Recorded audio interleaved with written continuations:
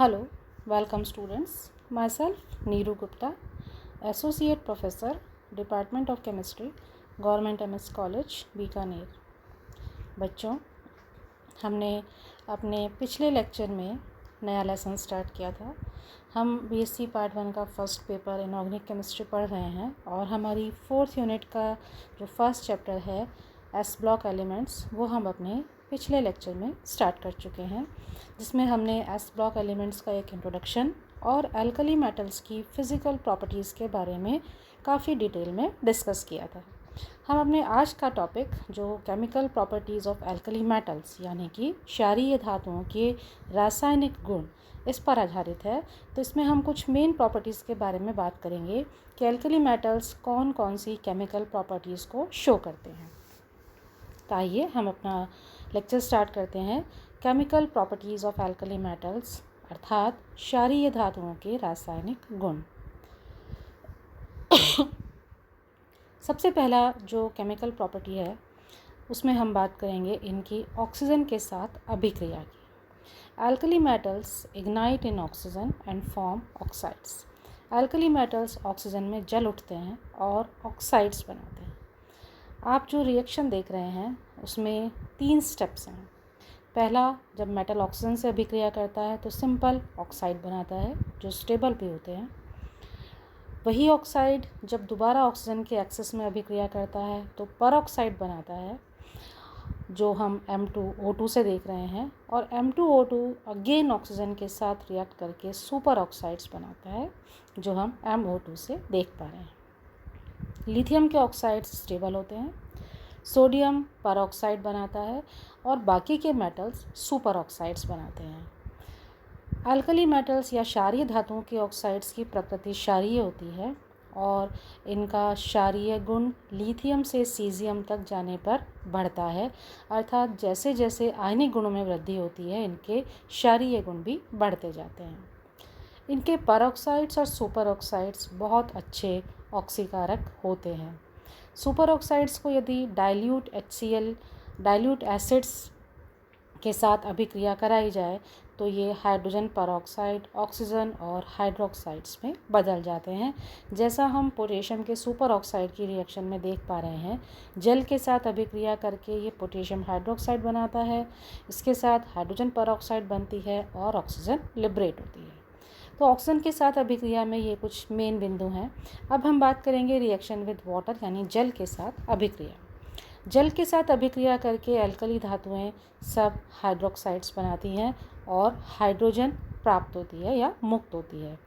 इन hydroxides की जो basicity है या क्षारीयता है वो ग्रुप में नीचे जाने पर बढ़ती जाती है, क्योंकि नीचे जाने पर या ग्रुप में डाउन जाने पर इनके इलेक्ट्रोपॉजिटिव कैरेक्टर यानी विद्युत धनीय गुणों में वृद्धि होती है। तीसरी प्रॉपर्टी जो हम देखेंगे वो है रिएक्शन विद हाइड्रोजन। हाइड्रोजन के साथ क्षारीय धातुएं हाइड्राइड्स बनाती हैं। जब इन धातुओं को हाइड्रोजन के साथ गर्म किया जाता है तो हाइड्राइड्स प्राप्त होते हैं। ये हाइड्राइड्स आयनिक प्रकृति के होते हैं, बहुत अच्छे अपचायक होते हैं और इनकी जो अपचायक गुण है वो एक वर्ग में ऊपर से नीचे जाने पर बढ़ता जाता है। चौथी ग्रुप प्रॉपर्टी में हम बात करेंगे रिएक्टिविटी विद हाइड्रोजन या हाइड्रोजन्स के साथ अभिक्रिया। Halides are ionic compounds. इनके जो हैलाइड्स होते हैं वो आयनिक यौगिक होते हैं और उनकी जो बनने की विधि है उसमें एंथैल्पीज़ का मान हमेशा नेगेटिव या ऋणात्मक होता है। सबसे अधिक ऋणात्मक एंथैल्पी फ्लोराइड्स के बनने पर प्राप्त होती है और ये जो नेगेटिव वैल्यू है या जो ऋणात्मक मान है ये फ्लोराइड, क्लोराइड, ब्रोमाइड और आयोडाइड के क्रम में घटता जाता है। इसलिए फ्लोराइड्स जो हैं एल्किल हैलाइड्स, एल्किल मेटल्स के, वो सबसे ज़्यादा स्टेबल होते हैं।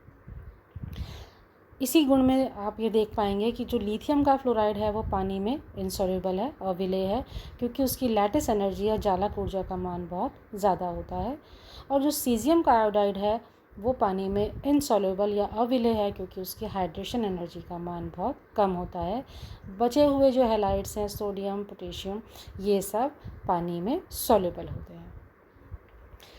हैलोजेंस के साथ जो रिएक्टिविटी है ये यहाँ पर आप इसमें देख रहे हैं कि ये रिपीट हो गई है। तो हम अपना अगला पॉइंट लेते हैं मेटल हाइड्रोक्साइड्स का। मेटल हाइड्रोक्साइड्स में हम देखते हैं कि basic strength of hydroxides increases with the increase electropositivity of metal. जैसे जैसे धातु के विद्युतधनी गुण बढ़ते जाते हैं उनके हाइड्रोक्साइड की क्षारीय सामर्थ्य भी बढ़ती जाती है। अर्थात सीजियम का हाइड्रोक्साइड सबसे अधिक क्षारीय होता है और लिथियम का हाइड्रोक्साइड सबसे कम क्षारीय होता है। इसके अलावा इनकी सॉल्युबिलिटी भी अगर हम देखें तो वो इंक्रीजिंग आयनिक कैरेक्टर के साथ बढ़ती जाती है। डाइल्यूट एसिड्स के साथ, क्योंकि इनकी अल्कलाइन नेचर होती है इसलिए ये डाइल्यूट एसिड्स के साथ बहुत तीव्रता से अभिक्रिया करते हैं और ये जो इनकी अभिक्रिया की गति है वो लिथियम से सीजियम तक बढ़ती जाती है क्योंकि इनके क्षारीय गुणों में भी वृद्धि होती है। कार्बोनेट्स हम इनके देखते हैं कि M2CO3 टाइप के कार्बोनेट्स ये बनाते हैं। Li2CO3 लिथियम का कार्बोनेट है, सोडियम, पोटेशियम, रुबीडियम और सीजियम के कार्बोनेट्स ये सब M2CO3 टाइप के कार्बोनेट्स होते हैं। ये क्षारीय गुण रखते हैं। इनका ये क्षारीय गुण, आयनिक गुण, melting point, boiling point in carbonates का लिथियम से सीजियम तक बढ़ता जाता है। लिथियम का कार्बोनेट सबसे कम स्टेबल है बाकी सभी कार्बोनेट्स की तुलना में क्योंकि ये कोवलेंट होता है और डिकम्पोज होकर ये लिथियम के ऑक्साइड में बदल जाता है यदि इसे CO2 के यदि इसकी अभिक्रिया लो टेम्परेचर पर करवाई जाए। इनकी स्टेबिलिटी का जो ऑर्डर है वो आप देख पा रहे हैं। लिथियम कार्बोनेट सबसे कम स्टेबल है और सीजियम कार्बोनेट तक इनकी स्टेबिलिटी बढ़ती जाती है। कार्बोनेट्स की स्टेबिलिटी अगर हम फर्स्ट ए ग्रुप के मेटल्स की बात करें तो फर्स्ट ए ग्रुप की स्टेबिलिटी सेकंड ए ग्रुप के मेटल्स की स्टेबिलिटी से ज़्यादा होती है। इनके नाइट्राइड्स सभी अल्कली मेटल्स में लिथियम डायरेक्टली नाइट्रोजन के साथ कंबाइन होकर नाइट्राइड बनाता है। दूसरे अल्कली मेटल्स इनडायरेक्टली नाइट्रोजन के साथ जुड़ते हैं क्योंकि लिथियम का नाइट्राइड कोवलेंट है और इसमें मेटेलिक कैरेक्टर जैसे जैसे इंक्रीज़ होता है आयनिक बॉन्ड बनने की टेंडेंसी बढ़ती जाती है और इस कारण से मेटल नाइट्रोजन बॉन्ड की स्ट्रेंथ या उसकी क्षमता घटती जाती है। सल्फेट्स ये सभी M2SO4 टाइप के सल्फेट्स बनाते हैं। इनका भी बेसिक कैरेक्टर, आयनिक character, melting point, boiling point, solubility, thermal stability और रिएक्टिविटी सभी लिथियम से सीजियम तक बढ़ती जाती है। इनके नाइट्रेट्स में भी आप देखेंगे कि लिथियम से सीजियम तक इनकी सारे गुणों का मान बढ़ता जाता है। लिथियम का नाइट्राइड डिकम्पोज हो जाता है, विघटित हो जाता है कम ताप पर लिथियम के ऑक्साइड्स में, जबकि सोडियम का नाइट्राइड डिकम्पोज होकर सोडियम के नाइट्रेट में बदलता है। इनके हाइड्राइड्स के बारे में हम बात करें तो लिथियम हाइड्रोजन के साथ रिएक्ट करता है क्योंकि इसका इलेक्ट्रोपॉजिटिव कैरेक्टर या विद्युतधनी गुण कम होता है।